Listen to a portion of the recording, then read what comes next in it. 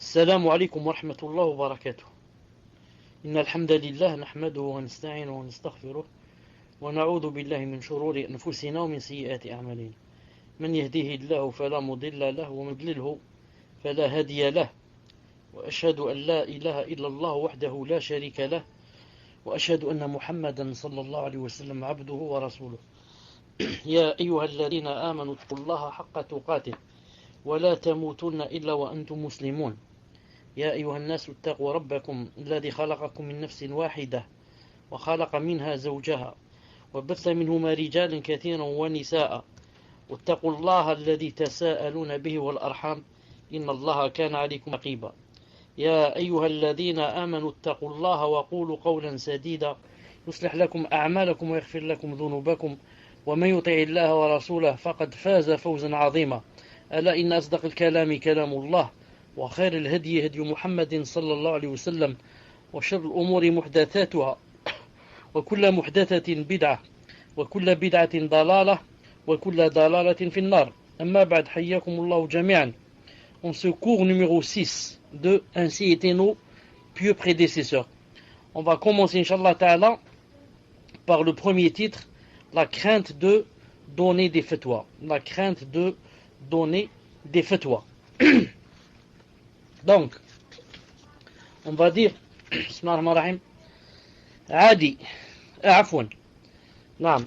Donc, Hayyakumullahu Jami'an, dans ce cours numéro 6, en ce mercredi 22 Dhul Hijjah, 1433 de l'Hégire, ce qui correspond au 7 novembre 2012, d'après le calendrier chrétien. Donc, Inch'Allah Ta'ala, on va commencer aujourd'hui par la crainte, on va parler sur la crainte de donner des fatwas. D'après Adi, radiyallahu ta'ala anhu, il a dit, comme cela est bon, deux fois, comme cela est bon. On lui a dit, de quoi s'agit-il? Il répondit, de dire, à propos de ce que tu ignores, Allahu a'lam, Allah est plus savant. Comme cela est bon. On lui demanda de quoi s'agit-il. Il a dit de répondre et de dire à propos d'une chose que tu ignores, Allahu est plus savant, Allahu a'lam. Malik rahimahullah a dit en mentionnant Al-Qasim, il a dit vivre ignorant est meilleur que de dire sur Allah Ta'ala ce qu'on ignore. Et c'est là une parole lourde de sens. Je répète, vivre ignorant est meilleur que de dire sur Allah subhanahu wa ta'ala ce qu'on ignore. Et c'est là une parole lourde de sens.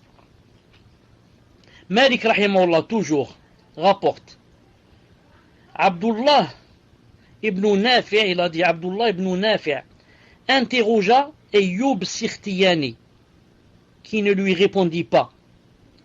Il lui dit alors, je pense que tu n'as pas compris sur quoi je t'interroge. Il répondit, si, j'ai bien compris. Il lui a dit, alors pourquoi ne m'as pas tu répondu? Il dit, car je ne sais pas. Je répète, Abdullah ibn Nafi' interrogea Ayyub Sirtiyani qui ne lui répondit pas. Il lui dit alors, je pense que tu n'as pas compris sur quoi je t'interroge. Il lui a dit, si, j'ai bien compris. Il lui a dit, alors pourquoi tu ne réponds pas? Il lui a dit, car je ne sais pas. Quand je ne sais pas, je ne réponds pas. Naam. Abdullah ibn Mas'ud radiyallahu ta'ala anhu a dit, celui qui répond à toutes les questions qu'on lui pose est fou. Naam. Celui qui répond à toutes les questions qu'on lui répond est fou. C'est-à-dire, il n'y a qu'un fou qui répond à toutes les questions qu'on lui pose. Zayd ibn al-Habbab rapporte, il a dit, j'ai vu Sufyan al-Thawri être interrogé et répondre, je ne sais pas, au point. Il a dit au point, c'est-à-dire il répétait, je ne sais pas, au point que celui qui voyait Sufyan sans le connaître pouvait penser qu'il ne connaissait rien de la science. Tellement quand on lui posait des questions, il disait je ne sais pas, je ne sais pas. Il a dit, au point aussi quelqu'un ne connaît pas Soufiane Thawri, il va dire qui c'est celui-là? C'est une personne qui n'a pas de science. Abu Mus'ab, rahimahullah, rapporte, j'ai entendu Malik, c'est-à-dire l'imam Malik, rahimahullah, j'ai entendu Malik dire, je n'ai pas donné de fatwa jusqu'à ce que 70 savants ont témoigné que j'en étais digne. Je n'ai pas donné de fatwa jusqu'à ce que 70 savants ont témoigné que j'en étais digne. Non. Abu Amr Shibani rapporte, rahimahullah, il a dit, on interrogea Abu Moussa sur une question d'héritage et il se trompa en s'opposant à la réponse donnée par Ibn Mas'ud. Car Ibn Mas'ud a donné une réponse, une autre réponse. Alors il dit, ne m'interrogez plus sur quoi que ce soit tant que cet éminent savant, Abdullah ibn Mas'ud, est parmi vous. Non. Ne m'interrogez plus dorénavant sur quoi que ce soit tant que cet éminent savant, Abdullah ibn Mas'ud, est parmi vous. Masruq, rahimahullah, a dit.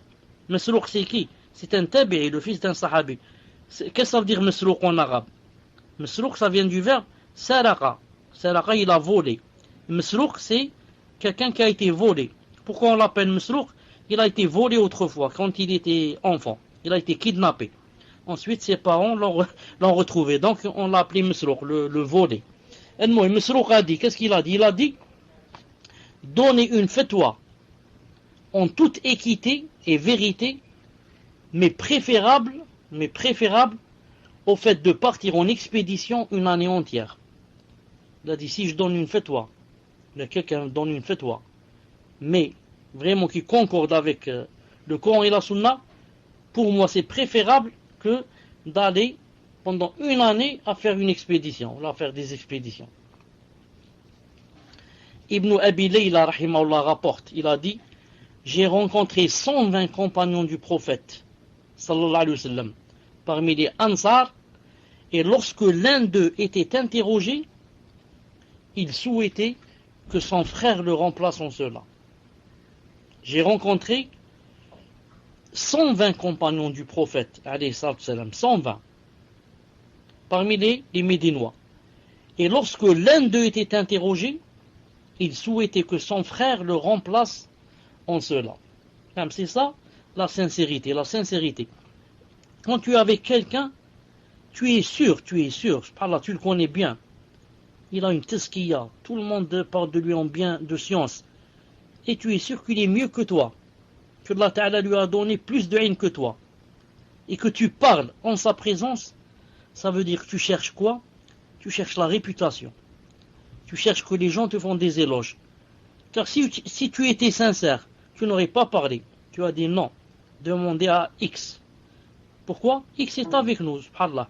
Ou bien, il est dans notre même ville. Pourquoi tu me demandes à moi alors que lui il est plus savant?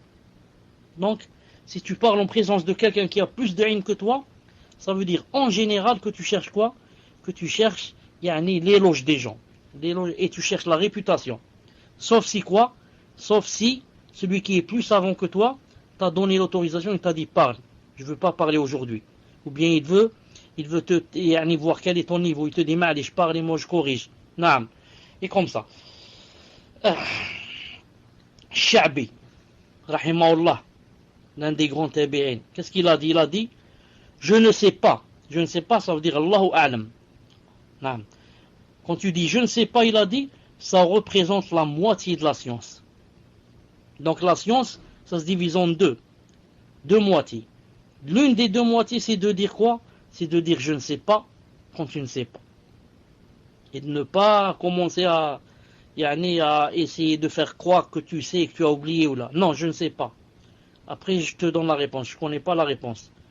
Ça fait partie de la moitié de la science.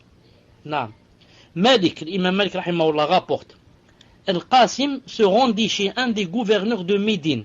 Al-Qasim se rendit chez un des gouverneurs de Médine qui l'interrogea. Et il répondit, fait partie du respect dû à sa personne de ne dire que ce concerne d'une science certaine. Il lui a posé une question, il ne connaît pas la réponse. Il a dit, c'est le gouverneur, pas n'importe qui, il a dit, fait partie du respect dû à sa personne de ne dire que ce concerne, le verbe cerner, on connaît parfaitement, que ce concerne d'une science certaine. Allahu Akbar. Il n'a pas dit, c'est un gouverneur, je dois répondre, Il va dire comment celui-là il ne sait pas, alors qu'on croyait qu'il était savant, donc je vais l'éloigner de moi, je vais ramener un autre savant le rapprocher de moi. Tout ça, il n'y avait pas dans leur cœur, il n'y avait pas dans leurs intentions. Ils vivent pour Allah subhanahu wa ta'ala. J'ai la réponse, je la dis. Naam, je la dis pour le visage d'Allah. Je ne la connais pas, je dis Allahu a'lam pour le visage d'Allah subhanahu wa ta'ala aussi. Naam. Mus'ab ibn Hayyan, rahimahullah, rapporte. Il a dit, j'étais auprès de Ata ibn Abi Rabah, un grand tabi'i. Lorsqu'on lui posa une question et qu'il répondit, Allahu a'lam, il a dit comme ça, Allahu a'lam représente la moitié de la science. Et dire on dit, lorsque tu dis on dit ceci, on dit cela, c'est la moitié de l'ignorance. Non. Donc quand tu as une réponse, si tu dis tu n'as pas de réponse, afwan, si tu dis Allahu a'lam, c'est la moitié de la science. Et si tu dis on a dit ceci, on a cela, il a dit c'est la moitié de l'ignorance. La moitié de l'ignorance. Abu Hilal rapporte, rahimahullah, j'ai posé une question à Qatada qui me dit, je ne sais pas. Je lui demandais alors son avis personnel sur la question. Je lui ai dit, Mali, je ne sais pas, c'est quoi ton avis personnel? Il me répondit, je n'ai pas donné mon avis personnel depuis 40 ans. Et il avait alors 50 ans.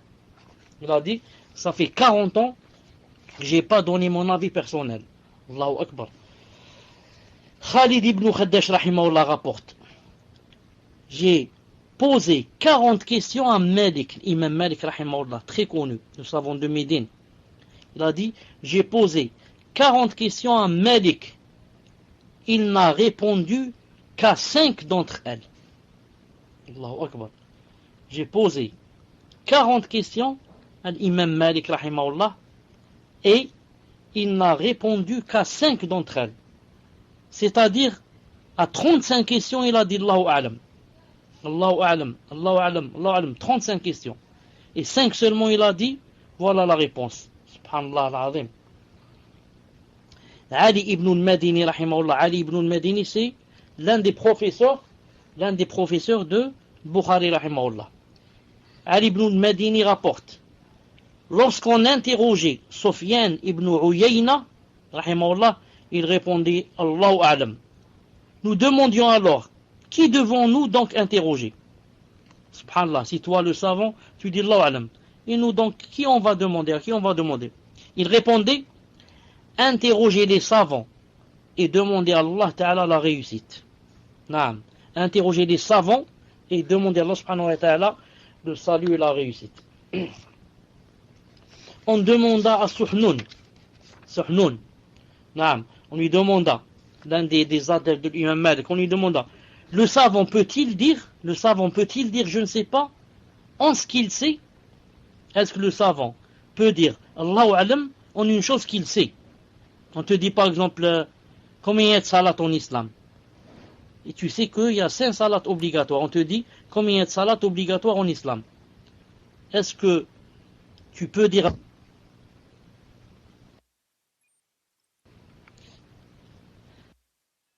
Est-ce que vous m'entendez? Là. Donc, on a dit à Suhnun, on lui a dit, le savant peut-il dire je ne sais pas ce qu'il sait? Il répondit, concernant ce qui est établi dans le Coran, non. Mais pour ce qui demande de se prononcer, il en a le droit, car il ne sait pas s'il va avoir juste ou bien il va se tromper. Donc, Suhnun, qu'est-ce qu'il a dit? Quand on te pose une question dans le Coran et dans la Sunna et que tu connais la réponse, tu n'as pas le droit de dire Allahu a'lam. Comprenez? C'est comme si on te demande combien qu'il y a de salat obligatoire. Tu dis Allahu a'lam alors que tu sais qu'il y en a 5. Mais on te dit est-ce que la femme quand elle a le cycle, est-ce qu'elle prie?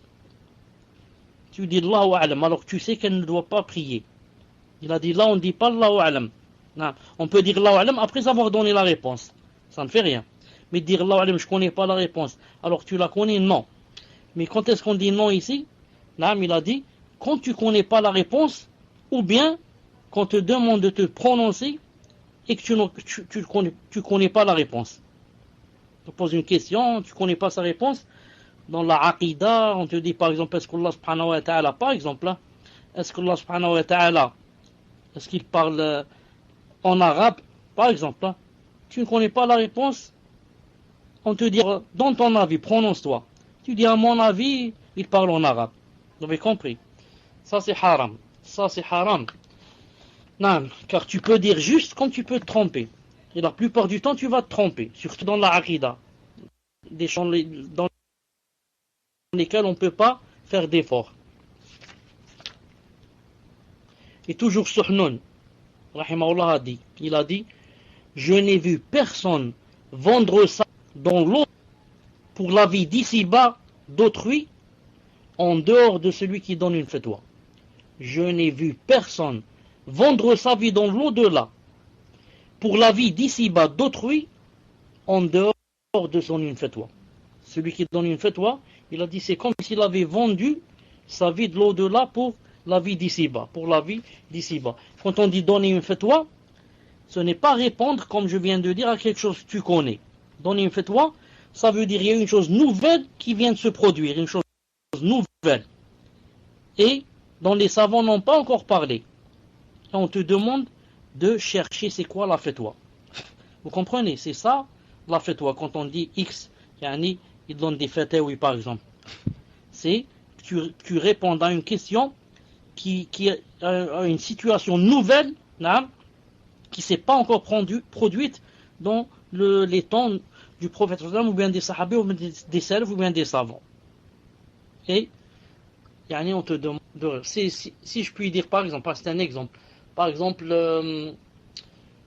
ce qui est nouveau par exemple, comme maintenant de nos jours, l'insémination avec je ne sais pas quoi, etc. Des choses dont peut-être les savants n'ont pas encore parlé. Une chose nouvelle. Et toi, tu vas donner une fatwa. Tu vas dire oui, telle chose est permise. Ou bien non, elle n'est pas permise. Et comme ça. Là, tu vas donner donc une fatwa. Donc tu vas quoi? C'est comme si tu allais vendre ton au-delà pour ce bas monde. Toujours Sahnun, rahimahullah, a dit, je connais des questions pour lesquelles on connaît 8 avis de 8 imams. Je connais des questions pour lesquelles on connaît 8 avis. Il y a 8 avis de 8 imams dans cette question. Alors comment devrais-je m'empresser de répondre? Il a dit, alors comment je dois m'empresser de répondre? Alors qu'il y a 8 imams qui ont parlé dans cette chose et il y a 8 avis différents. Comment donc vais-je m'empresser de répondre comme ça? Et toujours, Suhnun rahimahullah a dit, il a dit, répondre rapidement, de manière exacte, à une question, répondre rapidement, de manière exacte, à une fatwa, il a dit, c'est une tentation plus grande que celle de l'argent. C'est une tentation, c'est pas là, dans le cœur, qui est plus grande que la tentation de l'argent. Qui n'aime pas l'argent, qui n'aime pas avoir beaucoup d'argent. C'est une tentation. Il a dit, mais répondre comme ça, vite à une fatwa, il a dit, c'est une tentation plus grande que la tentation de vouloir amasser de l'argent.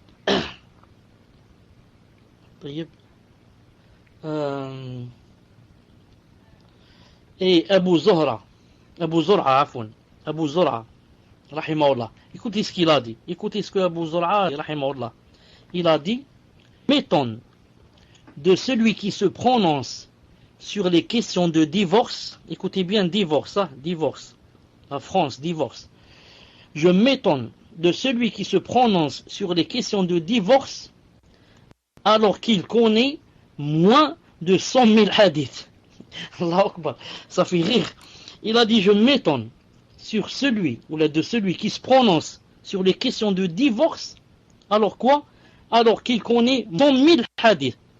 Il a dit, subhanallah, il y a des personnes qui ne connaissent que 80 000 hadiths, ou bien 90 000 hadiths, c'est tout, et il parle sur le divorce. Il a dit, c'est étonnant. Il faudrait connaître au moins 100 000 hadiths pour parler dans le divorce. Subhanallah l'azim. Le divorce, parler de divorce et de dire telle femme est divorcée, n'est pas divorcée, c'est vraiment difficile, c'est vraiment grave aussi. C'est pour ça que je ne sais pas si vous avez remarqué, ceux qui ont la télé par exemple, qui entendent le mufti d'Arabie Saoudite chaque vendredi qui répond en direct. J'ai oublié si c'est dans le mais j'ai pas. Quand on lui pose la question de réponse, la question sur le divorce, il dit allez au tribunal. Barakallahu fikum, allez au tribunal, exposer au juge, Inch'Allah Ta'ala, il va répondre. Car Allah Ta'ala a donné au juge cette capacité de pouvoir trancher entre les gens. S'il dit juste, il aura 2 récompenses. S'il dit faux, il aura quand même une récompense. Mais les autres, non. Moi, XY, non. Tu dis juste, naam, tu auras, Inch'Allah, la récompense. Tu dis faux, tu auras des péchés. Tu auras des péchés. Naam. Pourquoi? Qui t'a dit de parler dans des choses pareilles? Imam Ahmed, vous connaissez-vous quelqu'un de plus savant qu'Imam Ahmed dans son temps? Imam Ahmed rahimahullah. Naam. Et dans beaucoup de questions de divorce, il ne parlait pas. Il a dit par exemple, à propos de quelqu'un qui a bu, par exemple, quelqu'un qui a bu, il est maintenant sous. Est-ce qu'il a divorcé sa femme? Est-ce qu'elle est divorcée ou pas? Il ne veut pas se prononcer. Il a dit car en fait, quand tu dis qu'une femme est divorcée, qu'une femme est divorcée de son mari, car son mari a fait tel ou tel, il a divorcé par exemple en étant sous, ou bien en colère, ou bien. Il a dit quand tu dis que c'est divorcé, il a dit tu as fait 2 choses. Disons 2 mots du verbe, le mal. Le premier, tu as interdit cette femme à son mari. Tu as dit elle est divorcée. Voilà, donc son mari, tu lui as interdit de l'approcher. Le deuxième mal, qui est plus grave, tu as permis cette femme à un étranger. Allahu Akbar. En l'interdisant à son mari, tu as dit elle est divorcée. Donc tu l'as permise à un autre. Donc il y a un autre qui va se marier avec elle et qui va l'approcher. Allahu Akbar. Il a dit mais si je donne pas de réponse, ou bien je dis elle n'est pas divorcée, je n'ai fait qu'un seul mal. Quel est le mal que j'ai fait? Je l'ai permise à son mari, c'est tout. Normalement elle n'est plus à son mari en disant qu'elle n'est pas divorcée, je l'ai permise à son mari, je l'ai laissée à son mari. Mais alhamdoulilah, je l'ai interdite à un étranger. Donc vous voyez la gravité de parler dans le divorce. Non. Et maintenant, il y a beaucoup de frères et de sœurs, aussi, surtout de France. Non. Pour la moindre des choses, il dit moi je veux divorcer. Et elle aussi, elle dit moi je veux divorcer. Pour la moindre des choses. Une petite faute, c'est tout. Elle dit je divorce. Non. Il n'y a pas de patience. Il n'y a pas de patience. Une petite faute, il a un petit mauvais caractère, là, hop, je divorce. Alors que vous avez entendu plusieurs fois le hadith de la femme, de la sahabiya, qui est partie se plaindre au prophète sallam de son mari qui était présent. Elle a dit mon mari me frappe quand je fais la prière. Mon mari me force à manger quand je jeûne. Et mon mari ne fait pas la prière du matin du subh jusqu'à ce que le soleil se lève. Et le prophète sallam, qu'est-ce qu'il a dit? Il lui a pas dit donc divorce. Mais il a dit à son mari, pourquoi tu fais des choses pareilles? Et l'autre lui a expliqué. Il n'a pas dit, ah bon, il te dit comme ça. Allez, khlas, divorce. Imaginez que moi, une sœur me téléphone. Allô, salam alaikum salam. Moi ou un autre, un jahil comme moi. Allô, salam alaikum salam. Ya cheikh, en fait, mon mari, c'est ainsi, subhanallah l'azim. Quand je commence à prier, il me frappe. Comment? Répète, j'ai pas bien entendu. Qu'est-ce qu'il fait ton mari? Quand je prie, il me frappe. Allahu Akbar. Moi je me dis, c'est qui ce mari là? c'est peut-être un kafir, c'est un bouddhiste celui-là, sur moi, il n'aime pas la salade. Non, ya cher, il prie, lui aussi c'est un musulman, il va à la mosquée, subhanallah l'azim, il te frappe pas quand tu pries. Attendez, j'ai pas terminé. Atfadli. Et quand je jeûne, ya cher, quand je jeûne, il me force, il n'y a pas de jeûne. Ah, j'ai besoin de toi. Allez, j'ai besoin de toi. Il ne faut pas jeûner. Allahu Akbar. Celui-là, c'est un tarout, celui-là. C'est un shaitan, celui-là. Hein? C'est comme ça que peut-être tout le monde va penser. Donc, parler de divorce, c'est vraiment difficile. C'est pour ça que la meilleure des choses, c'est que d'aller vers le tribunal musulman. Là, ou de voir avec l'imam qui t'a marié. C'est lui qui t'a marié, l'imam. Donc, prends le tuteur et allez chez l'imam qui vous a marié. Lui, peut-être, il va vous faire une solution pour vous séparer, bi'idhnillah, pour vous séparer. Et la meilleure des choses, bien sûr, serait d'écrire à un savant, d'écrire à quelqu'un qui va en Arabie Saoudite. Tu lui donnes une lettre. Tu écris ton cas et tu demandes à quelqu'un de traduire en arabe et tu l'envoies là-bas. Quelqu'un qui va Umrah ou Hajj. Quand il te revient avec une réponse. Il t'a dit, le grand savant X t'a dit, tu es divorcé. Khlas. Alhamdulillah, tu es divorcé.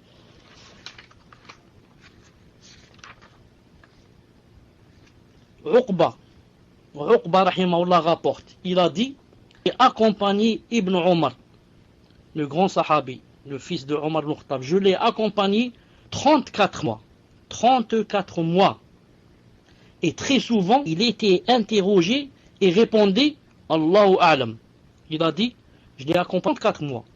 Et plusieurs fois, je l'entendais. On le questionnait, qu'est-ce qu'il disait? Allahu A'lam. Puis une fois, il se tourna vers moi et me dit, sais-tu ce qu'il cherche? Ceux-là, les gens qui me posent des questions. Est-ce que tu sais ce qu'ils cherchent? Là, très bien sûr, il a dit non, je ne sais pas. Il lui a dit, ils veulent que notre dos, voilà la réponse, ils veulent que notre dos leur serve de pont vers l'enfer. Non, ils veulent que notre dos leur serve de pont vers l'enfer. Donc celui-là, il veut que je lui donne mon dos pour qu'il lui serve d'aller vers l'enfer. Non, moi, je ne réponds pas aux gens pour que j'en sois pas la cause, ce qu'il voulait dire, Inch'Allah Ta'ala. Maintenant, tout ça, c'était la crainte des fatwas. Maintenant, on va passer, Inch'Allah Ta'ala, à autre chose qui s'appelle la méditation du Coran, bi'idhnillahi ta'ala. La méditation du Coran, bi'idhnillahi ta'ala.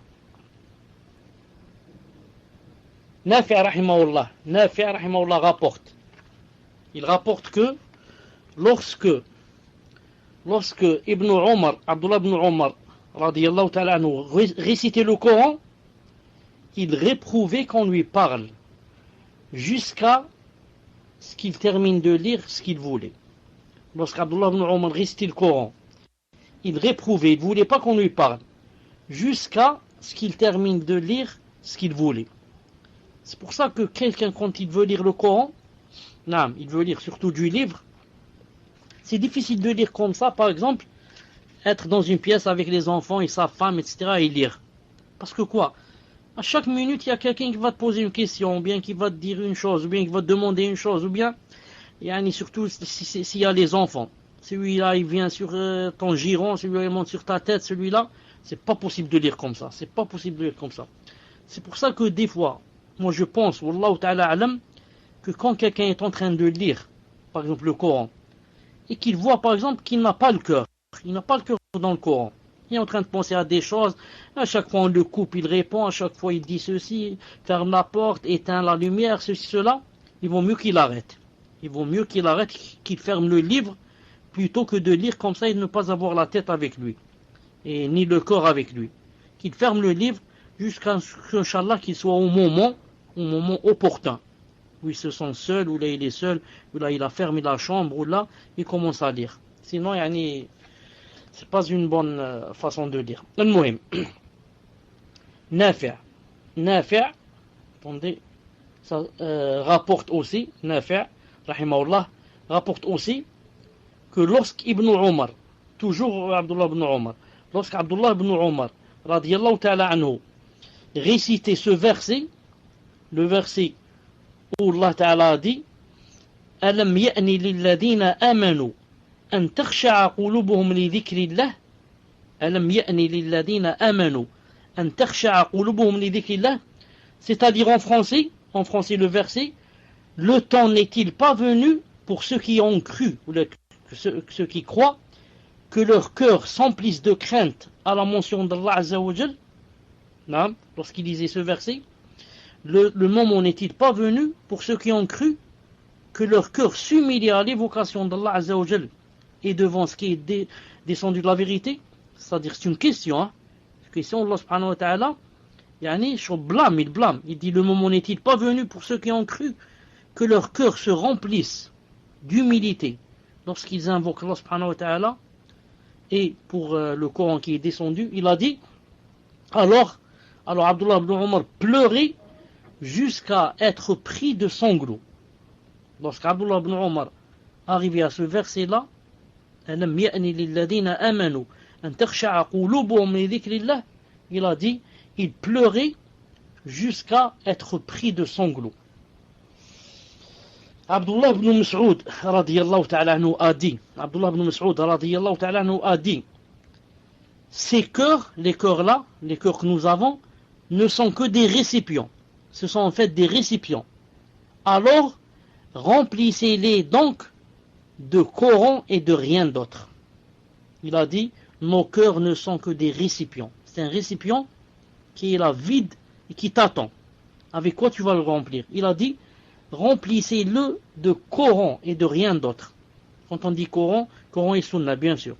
Remplissez-les de ces choses-là. C'est tout, pas d'autre chose. Allah Ta'ala dit dans le Coran, j'ai cité une fois le verset, Ma ja'ala Allahu li rajulin min qalbayni fi jawfihi. qu'Allah Ta'ala n'avait pas créé à un homme deux cœurs à la fois, que on n'a qu'un seul cœur. Donc le cœur c'est un récipient. Tu ne peux pas le remplir de deux choses contradictoires à la fois. Tu ne peux pas le remplir de Coran et de musique par exemple. Choisis, remplis-le de Coran ou bien de musique. Tu ne peux pas le remplir de Coran et de politique. Tu ne lis que la politique, tu ne lis que les journaux, tu n'écoutes que ce que disent les députés, les maires et je ne sais pas quoi. Tu ne peux pas, ton cœur, et il ne peut pas prendre les deux choses à la fois.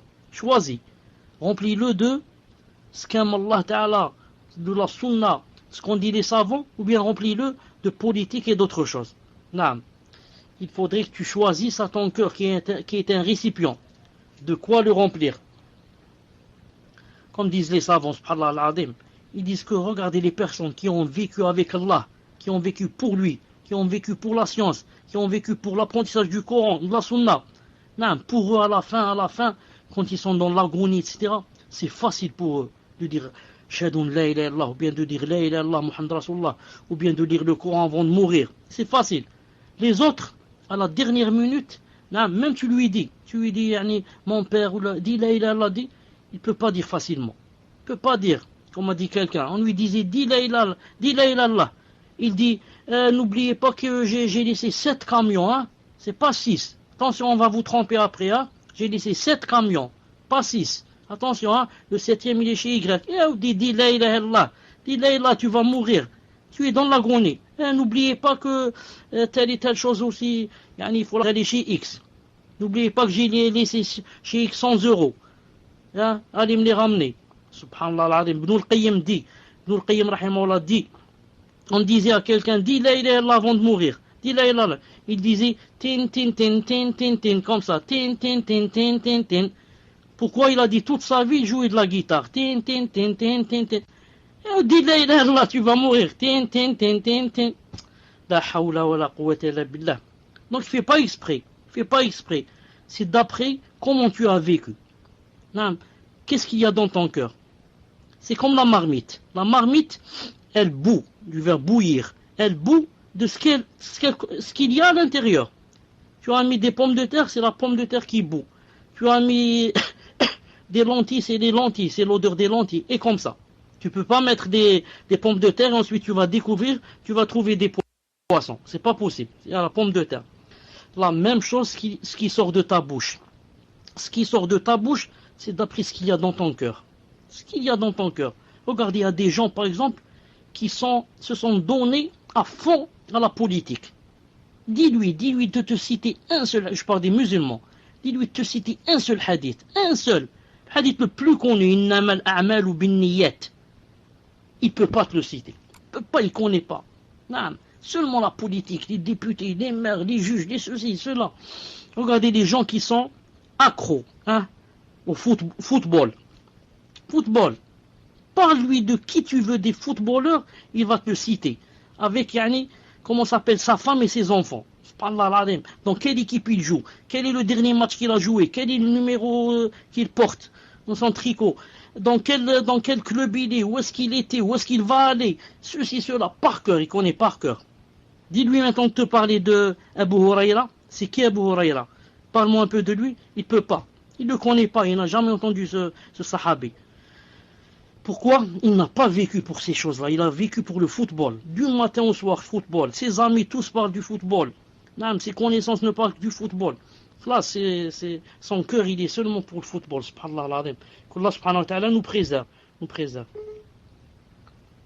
Taïb. Vous m'entendez toujours? Alhamdulillah. Nafi' rapporte toujours. Quand je dis Nafi', c'est le valet. C'est le valet de Abdullah ibn Omar, le fils de Omar ibn Khattab. C'est son valet. Il était toujours avec lui, donc il le connaissait très bien. Il rapporte. Il a dit, lorsque Abdullah ibn Omar récitait dans la prière un verset comportant une mention du paradis, il s'arrêtait et demandait à Allah Azza wa Jalla le paradis. Et il invoquait Allah subhanahu wa ta'ala et pleurait. Et lorsqu'il récitait un verset comportant une mention de l'enfer, il s'arrêtait, invoquait et demandait pardon à Allah subhanahu wa ta'ala. Et ça, en fait, c'est quoi? C'est la sunna du prophète sallallahu alayhi wa sallam. C'est la sunna du prophète sallallahu alayhi wa sallam que quand il lisait dans la prière de la nuit, et pas dans la salat obligatoire, ça se fait pas. Seulement dans la prière nafila ou bien spécialement celle de la nuit. Quand tu récites un verset, tu arrives à un verset où il y a le paradis, par exemple, tu dis que tu es en train de réciter, tu dis tu t'arrêtes. Tu demandes à Allah subhanahu wa ta'ala de faire de sorte que tu sois de ceux-là, tu sois parmi eux. Tu demandes toi aussi à Allah subhanahu wa ta'ala de faire entrer au paradis. Et quand on arrive à un verset, bon, je ne sais pas ce qui s'est passé exactement. Je ne sais pas ce qui s'est passé exactement. Malish.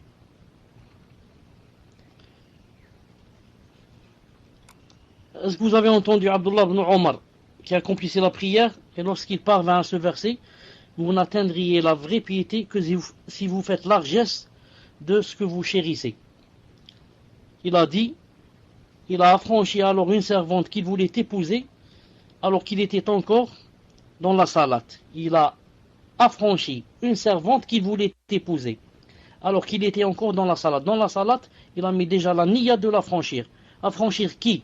Une servante. Quelle servante? Qu'il allait épouser. Ça veut dire qu'il lui plaisait, etc. Donc, c'était une chose chère pour lui. Et il a quoi? Il a affranchi bi'idna subhanahu wa ta'ala.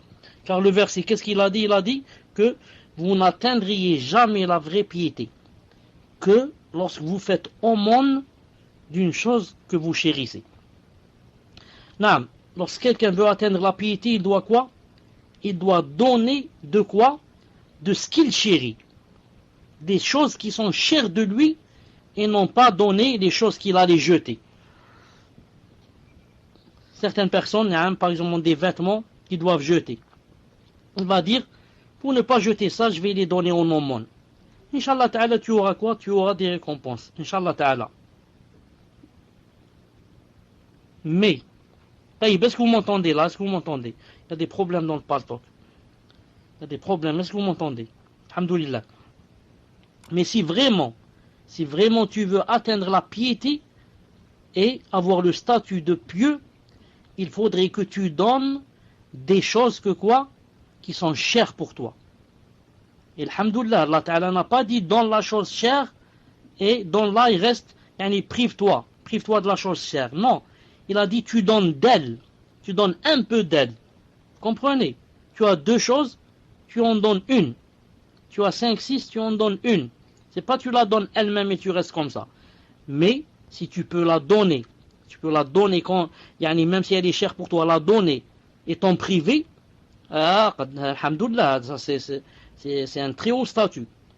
Mais ma'alish, Allah Ta'ala te dit seulement de donner de la chose que tu aimes. La chose que tu voudrais pour toi, essaye de la partager si tu peux. Essaye de la partager si tu peux. Non.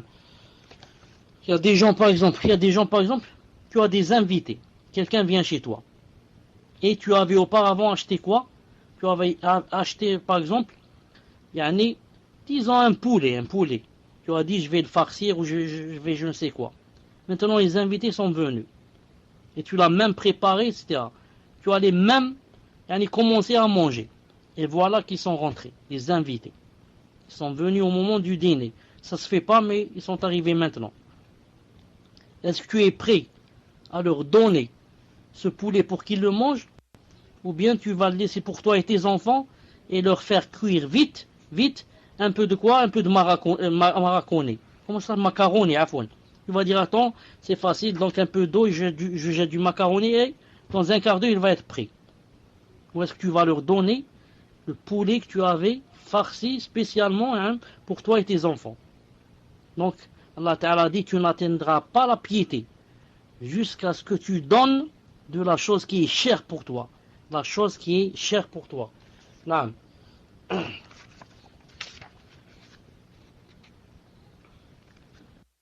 Toujours Nafi' rapporte de Abdullah ibn Omar radiyallahu ta'ala anhu.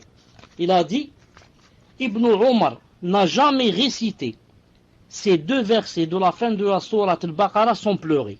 Jamais il n'a récité ces deux versets sans pleurer. Les versets qui disent وَإِن تُبْدُوا مَا فِي أَنفُسِكُمْ وَتُخْفُوهُ يُحَاسِبْكُمْ بِهِ اللَّهُ وَإِن تُبْدُوا مَا فِي أَنفُسِكُمْ وَتُخْفُوهُ يُحَاسِبْكُمْ بِهِ اللَّهُ.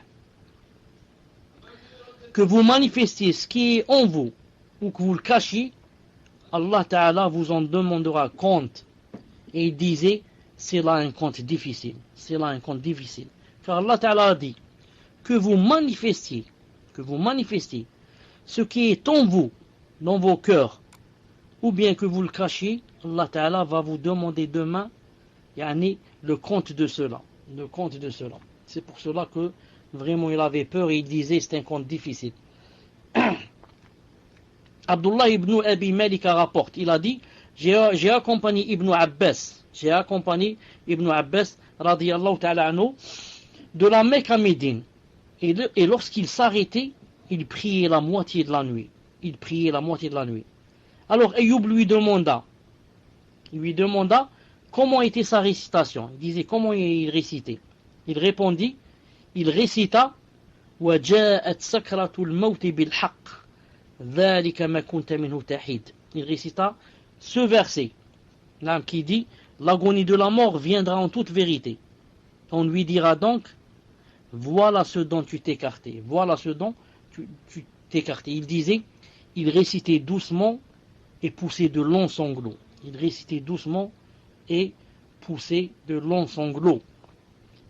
L'agonie de la mort viendra en toute vérité.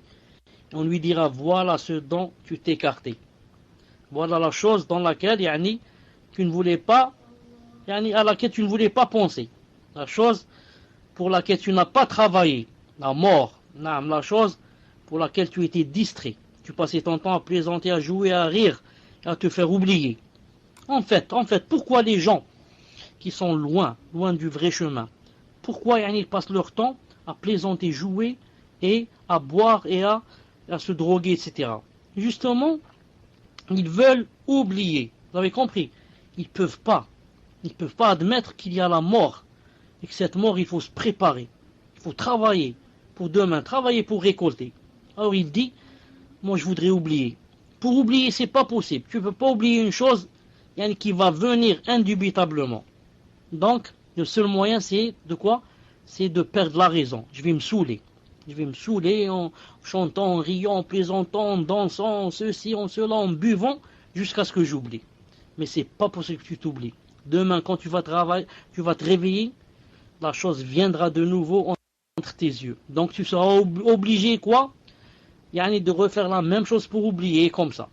C'est pour ça que tu trouves la personne tout le temps sourd, tout le temps sourd. Naam.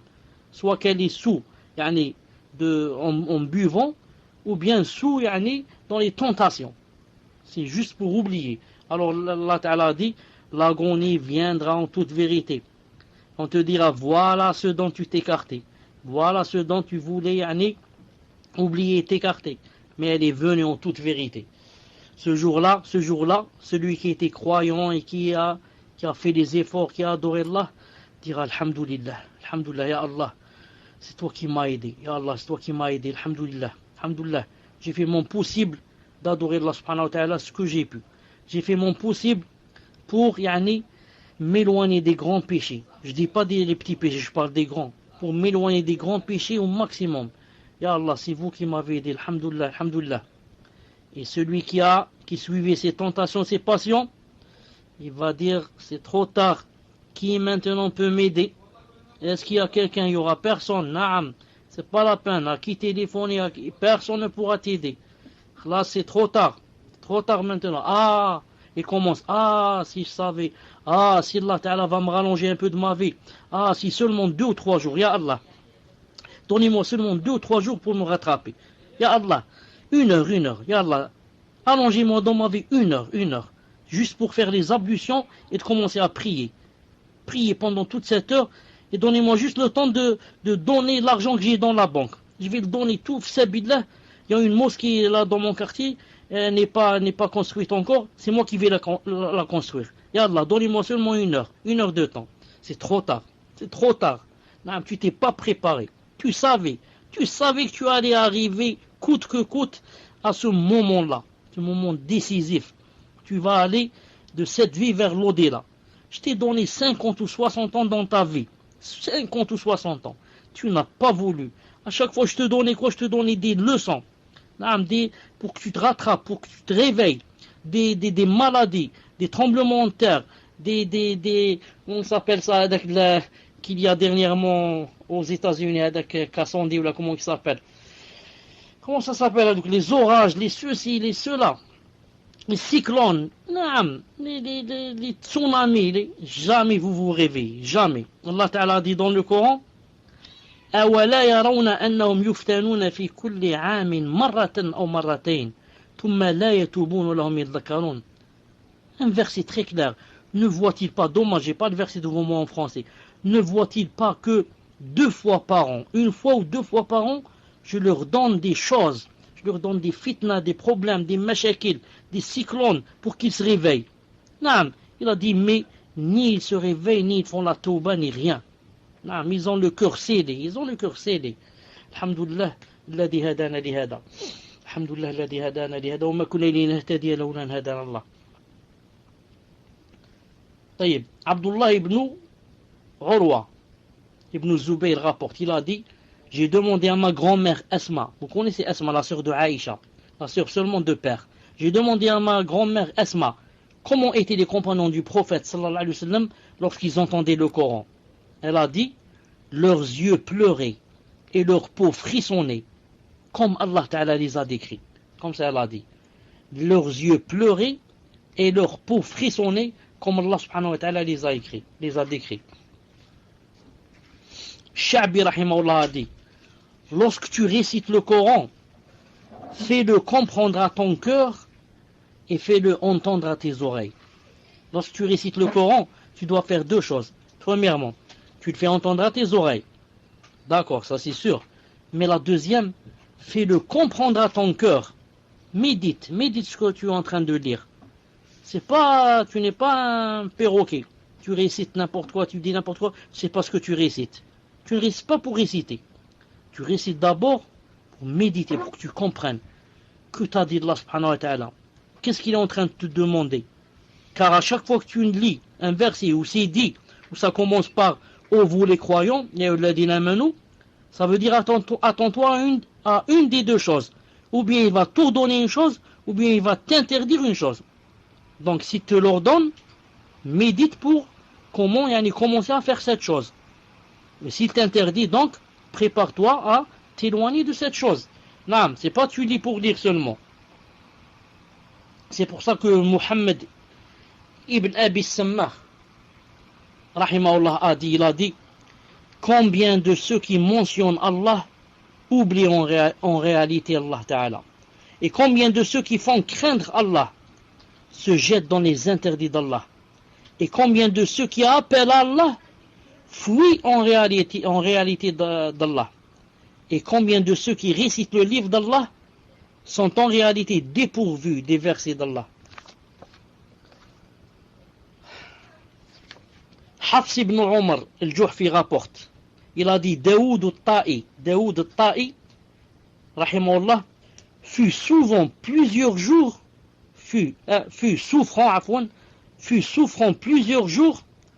en raison du fait qu'il récita un verset comportant une mention de l'enfer, qu'il le répéta plusieurs fois dans la nuit et se réveilla ensuite malade. Daoud al-Ta'i fut souffrant plusieurs jours. Pourquoi? En raison du fait qu'il récita un verset comportant une mention de l'enfer, qu'il le répéta plusieurs fois dans la nuit et se réveilla ensuite malade. Fadl al-Ruqashi rahimahullah a dit les gens ne se sont pas délectés, c'est-à-dire trouver un grand plaisir d'une chose meilleure, et leurs cœurs n'ont pas volé aussi haut que par l'écoute d'une belle voix récitant le Coran. Ce qu'il a dit, tout cœur qui n'aime pas une belle voix récitant le Coran est un cœur mort. Tout cœur qui n'aime pas une belle voix qui récite le Coran, c'est un cœur mort, a'udhu billah. C'est pour ça que le Hassan rahimahullah a dit, cherchez la douceur en trois choses. La douceur du cœur, la douceur de la foi. Cherchez-la en trois choses. La prière, le Coran et la mention d'Allah, dhikr Allah. Si vous la trouvez, alors persévérez et recevez une bonne annonce. Recevez la bonne annonce, Inch'Allah. Et si vous ne trouvez pas la douceur dans ces trois choses ou l'une de ces trois, sachez que votre porte est fermée. Sachez que la porte qu'il y a entre vous et Allah subhanahu wa ta'ala est fermée, elle est scellée. Si vous ne trouvez pas la douceur quand vous priez, ou bien quand vous lisez le Coran, ou bien quand vous mentionnez Allah subhanahu wa ta'ala, dhikr Allah. Naam. Subhanallah al-azim. C'est pour ça que le prophète sallam, qu'est-ce qu'il a dit? Il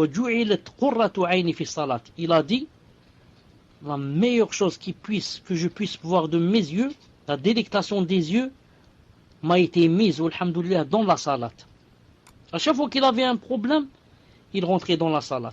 Et quand il priait, il disait à Bilal avant de prier, Ya Bilal, arihna biha, Ya Bilal, yani, appelle à la salat pour que, on se repose. Il disait, repose-nous en faisant la salat. C'est pas viens on va prier pour se reposer. Nous de nos jours, qu'est-ce qu'on dit? Aïe, viens on va prier, on va bâcler la salat, vite, c'est comme un poids sur nos épaules, et on va, Inch'Allah Ta'ala, on va se reposer, discuter, boire un thé. C'était le contraire au temps du prophète sallam. Ya Bilal, on est fatigué, je suis très fatigué. Appelle à la prière pour que je commence à prier pour me reposer. Me reposer dans la salat, à l'intérieur de la salat, pas quand je termine. Dans la salat, il trouvait un grand plaisir, une délectation. Il n'y a pas comme la salat pour quelqu'un qui connaît ce qu'est la vérité de la salat. Quelqu'un qui sait ce qu'est la salat, s'il pouvait, il donnerait des millions pour prier. Non. Quelqu'un qui connaît la valeur de la salat, il est pressé. C'est quand arrive la salat, il est pressé. Il fait dhuhr et il dit, Ya Allah, quand est-ce que c'est la salat al-asr? C'est comme s'il était sur de la braise, sur du feu, il attend. C'est quand qu'on est loin de moi cette braise. C'est quand que vient l'eau pour éteindre cette braise. L'eau, c'est la salat. La salat. C'est pour ça que le prophète sallam a dit dans un hadith authentique, il a dit tahtarikun. Vous brûlez. Ensuite vient salat al-subh. Ensuite vous brûlez. Ensuite vient salat al-dhuhr qui va éteindre le feu. Vous brûlez. Ensuite vient l'Asr. Et comme ça, il a dit pour les 5 salats. Hadith authentique. Naam. Malik ibn Dinar, rahimahullah, il a dit, celui qui ne préfère pas la parole d'Allah au discours des gens, cette personne aura été dotée de peu de science. Et son cœur aura été aveuglé. Et il a perdu son existence. Celui-là, il ne vit pas au iyadu billah. Qui? Celui qui préfère la parole, celui qui ne préfère pas la parole d'Allah au discours des gens. Celui-là, il aura été doté de peu de science, il n'a pas de science. Et il a un cœur aveuglé. Il a perdu son existence. Il y a des gens qui préfèrent la parole des gens que la parole d'Allah. Tu lui dis, viens, on va faire une halqa, ou là on va parler un peu de science, des sahaba, de fiqh, il n'est pas intéressé. Par contre, par moi, viens, on va parler de politique, viens, on va parler de football, viens, on va parler de femmes, viens, on va parler de boissons, viens, on va parler de tentation, de plaisir, de danse, de musique. Ça lui plaît. Celui-là, il a, a'udhu billah, un cœur aveuglé, il est aveugle. Celui-là, il a perdu son existence. Il vit comme un animal, il vit une vie d'animaux. A'udhu billah. Abu Hammam rapporte, il a dit, je demandais à Isa ibn Daoud, qu'est-ce que tu désires le plus en ce bas monde? Il pleura et a dit, j'aimerais que ma poitrine s'ouvre et que je puisse voir mon cœur et ce qu'a produit le Coran. Il a dit, et lorsqu'il récitait le Coran, il sanglotait au point que je dise, son âme va sortir maintenant. Son âme va sortir maintenant. Abdullah ibn Wahb, rahimahullah, rapporte, il a dit, j'ai entendu Muhammad ibn Ka'b al-Quradi dire, réciter la nuit le Coran jusqu'au matin, réciter la nuit jusqu'au matin, les deux sourates, الزلزلة إذا زلزلت الأرض زلزالها وأخرجت الأرض أثقالها إلى suite. القارعة ما القارعة وما أدراك ما القارعة, il a dit, et rien d'autre, hein? Seulement Zelzala et le Qari'a, il a dit, en les répétant et en les méditant, mais préférable au fait de réciter sans prêter d'attention. Je préfère seulement ces 2 rak'at, si je pouvais réciter Zelzala et le Qari'a en méditant ce qu'il y a dans ces 2 sourates, plutôt que de lire par exemple tout le Coran sans prêter attention. Seulement lire, sans savoir ce que je suis en train de lire. À quoi ça sert? Je préfère lire 2 sourates ou une sourate et méditer. C'est pour ça que le prophète, sallallahu alayhi wa sallam, des fois, la prière de la nuit, il s'arrêtait dans un seul verset. Il le répétait. 10, 20, 30, 45, le même verset. Plutôt que de lire sans avoir le cœur, comme j'ai dit. C'est pour ça que le Hassan, rahimahullah, a dit, par Allah, fils d'Adam, par Allah, si tu récites le Coran, puis crois en lui, alors ta tristesse en ce bas monde se prolongera, ta peur s'intensifiera, et tes pleurs augmenteront. Pourquoi nous on lit Coran là, on n'est jamais triste, on ne sent pas la tristesse dans le cœur. Pourquoi? On n'a pas peur. Pourquoi? Il n'y a jamais de pleurs. Pourquoi? Parce qu'on récite le Coran sans le méditer. On récite sans méditation. Ishaq ibn Ibrahim rapporte, il a dit, la récitation de Al-Fudayl ibn Ayyad était triste, lente, comme s'il s'adressait à quelqu'un. Et lorsqu'il récitait un verset comportant une mention du paradis, il le répétait. Sufyan ibn Uyayna rahimahullah rapporte, il a dit, par Allah, vous n'atteindrez le sommet de cette chose que lorsque vous aimerez Allah plus que toute autre chose. Et celui qui aime le Coran aime Allah. C'est dommage. Il y a des gens qui n'ouvrent le Coran qu'une fois par an. Des gens comme ça, beaucoup, les gens de la masse. Seulement le Ramadan, il va lire quelque chose du Coran, ou bien il va lire tout le Coran. Mais seulement le Ramadan. Wallahi, on a plein de gens pareils. Jamais, toute l'année, il ne lit le Coran. Jamais. Il n'ouvre le livre ni le lit. Alors que le Coran, comme a dit le prophète, c'est un câble. D'un côté, il y a toi, et de l'autre, il y a Allah subhanahu wa ta'ala. Subhanallah al-azim. Et regardez les gens combien, ils délaissent ce câble. Ils ne tiennent pas en ce câble. Naam. Ali ibn al-Madani, le chef de Bukhari, rapporte, il a dit, nous étions chez Yahya ibn Sa'id, lorsqu'un homme récita Sourate al-Dukhan, et Yahya s'évanouit. Nous étions chez Yahya ibn Sa'id, lorsqu'un homme commence à réciter Sourate al-Dukhan, alors Yahya tomba évanoui. Il a fallu de l'eau pour le réveiller. Naam. Al-Qasim ibn Abi Ayyub rahimahullah rapporte. Al-Qasim ibn Abi Ayyub rahimahullah rapporte. Il a dit, j'ai entendu Saïd ibn Jubayr répéter ce verset dans la prière plus de 20 fois. وَاتَّقُوا يَوْمًا تُرْجَعُونَ فِيهِ إِلَى اللَّهِ ثُمَّ تُوَفَّى كُلُّ نَفْسٍ مَا كَسَبَتْ وَهُمْ لَا يُظْلَمُونَ. J'ai entendu Saïd ibn Jubayr répéter ce verset dans la prière plus de 20 fois, il l'a répété. Et craignez le jour où vous serez ramenés vers Allah. Alors chaque âme sera pleinement rétribuée de ce qu'elle aura acquis et ils ne seront point lésés. Entre parenthèses, apprenez que ce verset qui dit وَاتَّقُوا يَوْمًا تُرْجَعُونَ فِيهِ اللَّهِ ثُمَّ تُوَفَّى كُلُّ نَفْسٍ مَا كَسَبَتْ وَهُمْ لَا يُظْلَمُونَ, c'est-à-dire ce verset que je viens de citer, c'est le dernier verset descendu dans le Coran. Beaucoup de gens croient que le dernier verset qui est descendu, c'est le verset qui dit Al-yawma akmaltu lakum dinakum wa atmamtu alaykum ni'mati wa raditu lakum al-islam dina. Beaucoup de gens se trompent. Ils croient que c'est celui-là le dernier verset. Pourquoi? D'après le sens. Al-yawma akmaltu lakum dinakum. Aujourd'hui, je vous ai parachevé votre religion.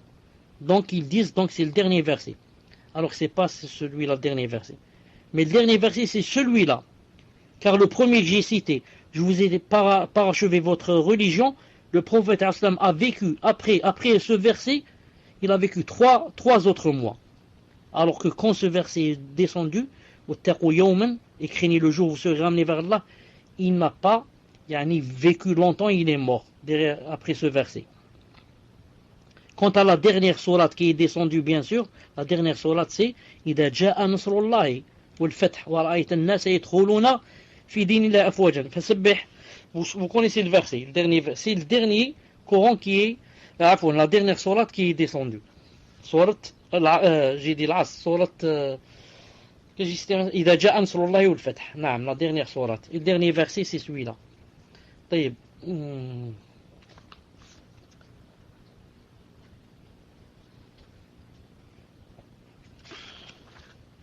Je préfère m'arrêter ici, Inch'Allah, parce qu'on a pris beaucoup de temps, Inch'Allah Ta'ala, aujourd'hui. J'avais beaucoup de choses aussi à dire, mais je préfère, Inch'Allah Ta'ala, m'arrêter ici. Bon, je vais arrêter avec ce qu'a dit, disons ici, Abu Sulayman.